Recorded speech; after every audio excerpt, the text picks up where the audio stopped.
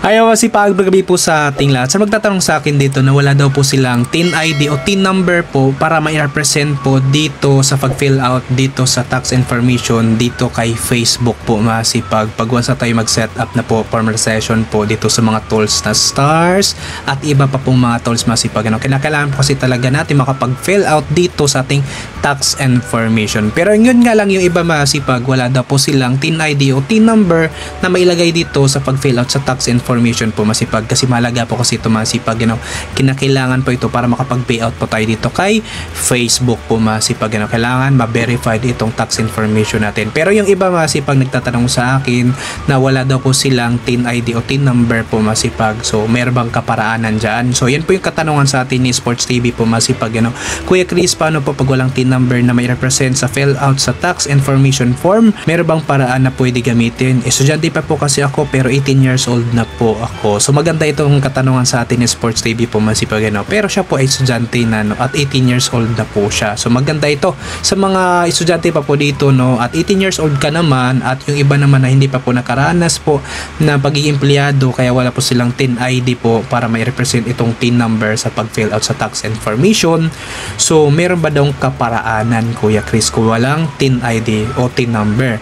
So tanungin natin dito sa article po dito kay Facebook po masipag about sa tax po masipag, ito po tax ID and tax forms for audience. So dito masipag ay isa-summarize ko na po sa inyo dito kasi dito po ay halos dalawa naman po ito about sa companies o tayong kapwa na hindi po tayo empleyado or tayo po yung mga individual or dito tayo sa US o sa Europe na tayo citizen doon or dito tayo sa ibang lugar man dito sa atin na hindi naman po tayo taga US na pabilang sa kanila ay meron po silang sinasabi dito at ito po.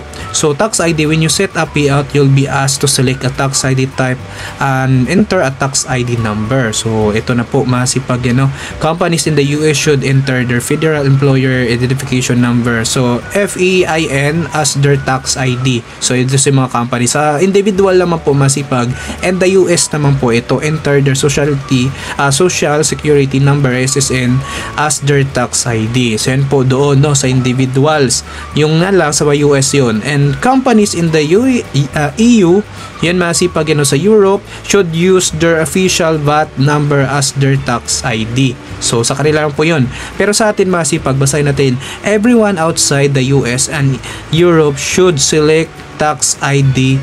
Other, you may use any number that identifies yourself or business, such a driver's license number, business number, or citizen's number. So dito masipag sa inyong mga katanungan na wala po kayong TIN ID po, masipag para sa TIN number po na may representative sa tax information. So nakalagay po dito, everyone outside the US and Europe should select tax ID other. So tayo na po yun masipag kasi wala po tayo sa US or sa Europe po.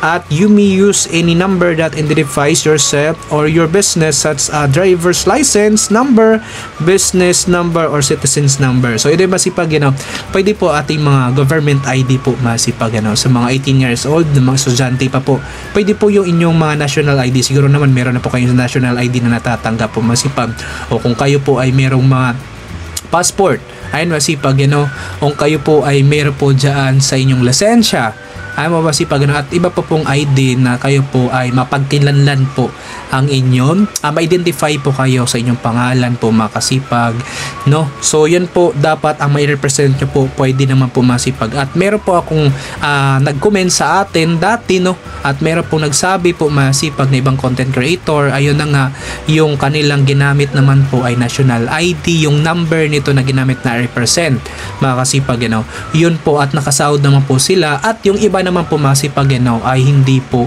nagkaaberya po sila, hindi po sila nakasahod po masipag, so dati po kasi yun yung update para sure talaga sa akin masipag, mas maganda talaga pagdating sa tax, kinakailangan po talaga tax TIN number po natin, dapat meron talaga itong TIN ID po masipag, yung identity natin tayo yun, kung sino po yung kumikita yun po talaga yung babawasan, at mas mapapadali yung transaction po dito masipag pag sa ating TIN ID po talaga, TIN number po natin, pag iba-iba po kasi pag sinabi kasing tax masipag, yun na po yung dun sa BIR, dapat po sa ating TIN ID po yun. So hindi pa po doon sa ibang ID, no. Mas maganda para smooth yung transaction pagdating sa payout po masipag. Pero yung iba naman po masipag, nakapagsahod naman po, at yung iba naman ay hindi po masipag, So mas maganda pa rin talaga na kukuha tayo ng TIN ID po mga kasipag, para magkaroon tayo ng TIN number na may present po dito sa pag fill out dito sa tax information po,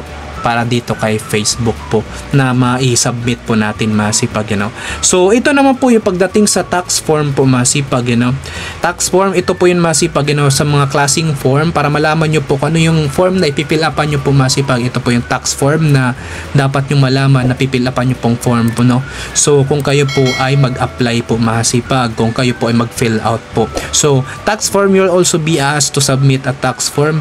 You should download, complete, and upload the appropriate form. So ito na po masipag, ano ba yung form na i-fill upan nyo po mga kasipag, o yung i-fill out individual and companies in the US should be form W9. So dito masipag, hindi po tayo nabilong dito masipag, So ito po ay sa nasa US to.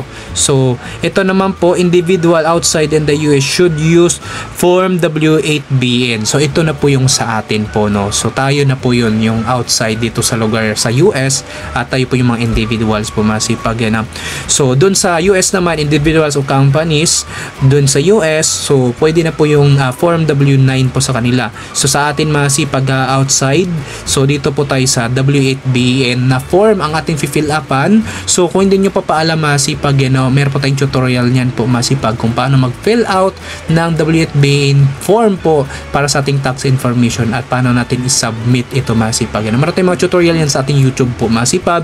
At ito naman po sa companies outside the US should use form W8BNA. Ayan iba naman to masipag, outside to, so kumpanya naman to masipag, pero ang kailangan nila W8BNA. So sa atin naman W8BN po masipag, sa mga gaya sa ating individuals, hindi naman to companies po masipag.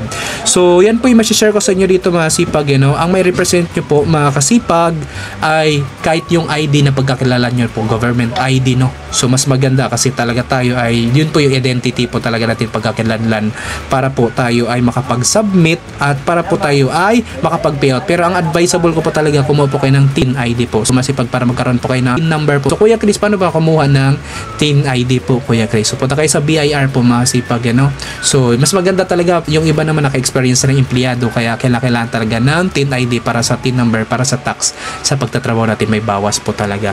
So yan na po yung masishare ko sa inyo masipag, kung ano po yung ID na meron ka dyan. Sana tanggapin po masipag yung ID na may represent po sa pag-fill out ito sa tax information. So yan na po masipag, sana po may nakintindihan sa content video na to, sana po nakatulong, at kung nagustuhan nyo yung video masipag, pa-support naman po sa ating Kasipag Vlog na YouTube channel po masipag, pa-subscribe naman po, at sama po ating Quails TV po masipag, At kung meron ka suggestion na tanong masipag, mag-comment down below sa baba, para pag nabasa ko yan, sasagutin ko yan at paggagawan po natin ng content video yan hanggang sa makaya. At huwag po kalimutan mag-like and share. Makasipag, maraming sa panood. Have a nice day and God bless all.